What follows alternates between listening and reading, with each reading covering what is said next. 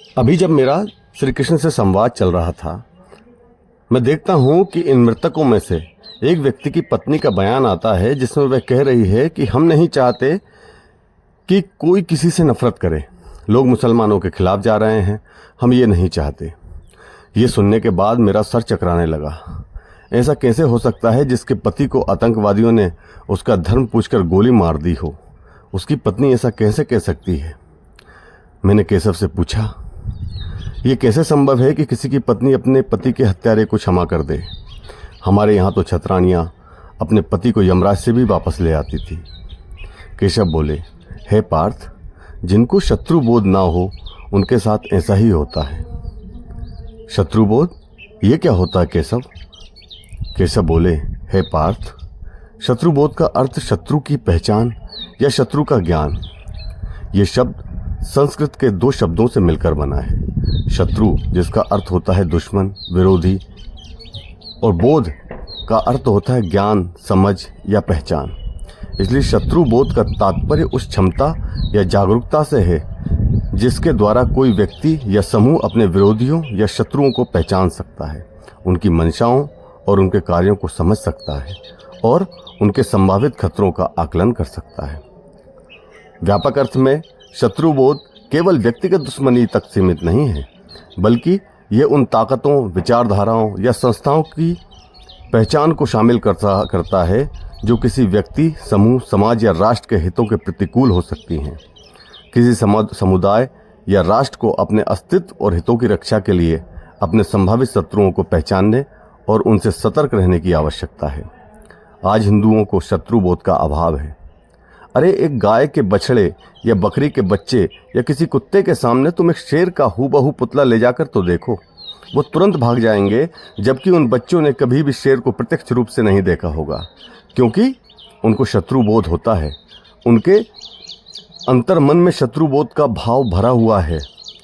उन्हें पता है कि हमें इन प्राणी से हमारे प्राणों का भय है, किंतु दुर्भाग्यवश हिंदुओं में शत्रुबोध का अभाव है।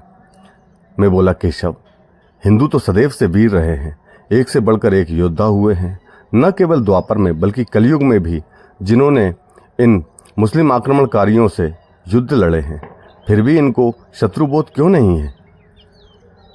केशव बोले, बच्चे की प्रथम गुरु उसकी माँ होती है। जैसी वो स्वयं होगी वही ज्ञान वो अपने बच्चों को देगी। यदि छतरानी होगी तो अपने बच्चों को शूरवीरों की कथाएं सुनाएगी। चरित्रवान और पतिव्रता होगी तो बच्चे को चरित्रवान बनाएगी। किंतु अगर वेश्या हुई, नाचने गाने वाली हुई, तो अपने बच्चों को वैसी ही शिक्षा देगी। सबसे पहले माँ ही बताती है कि क्या सही है, क्या गलत है, क्या पाप है, क्या पुण्य है, क्या खाने योग्य है, क्या खाने योग्य नहीं है, क्या पहनना सही है, क्या पहनना सही नहीं है, किस चीज़ से डरना है, किस चीज़ से नहीं डरना है। सबसे पहले माँ ही बताती है कि ये सांप है, ये जहरीला है, इसके काटने से व्यक्ति की मृत्यु हो जाती है। ये बिच्छू है, इसके डंक में जहर होता है, इसके काटने से भी मृत्यु हो जाती है। तितली और ततैया में अंतर माँ ही बताती है। शेर और बकरी में भी अंतर माँ ही बताती है। क्यों बताती है? क्योंकि इससे उसके बच्चे का जीवन सुरक्षित हो जाता है। बच्चा सही और गलत की पहचान करने लगता है, कौन शत्रु है, कौन मित्र है, इसकी पहचान करने लगता है। माँ का यही कर्तव्य होता है कि वह अपने बच्चों को शत्रुबोध कराए। इतिहास भरा पड़ा है मुस्लिम आक्रांताओं के अत्याचारों से, जौहर करती हुई पद्मावती और ऐसी कई स्त्रियों से। फिर भी अगर हमें शत्रुबोध का अभाव नहीं है तो ये हिंदुओं की स्वयं की गलती है।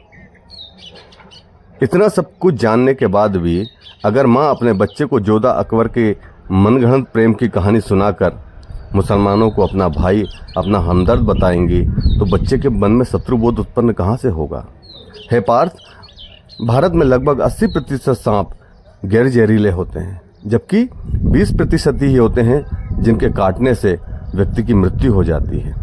किंतु फिर भी हम हर सांप और उसके सपोले से, उसके बच्चे से सावधान रहते हैं। ठीक वैसे ही इन कबीलाई कुसंस्कृति के लोगों से भी हमें सावधान रहना चाहिए।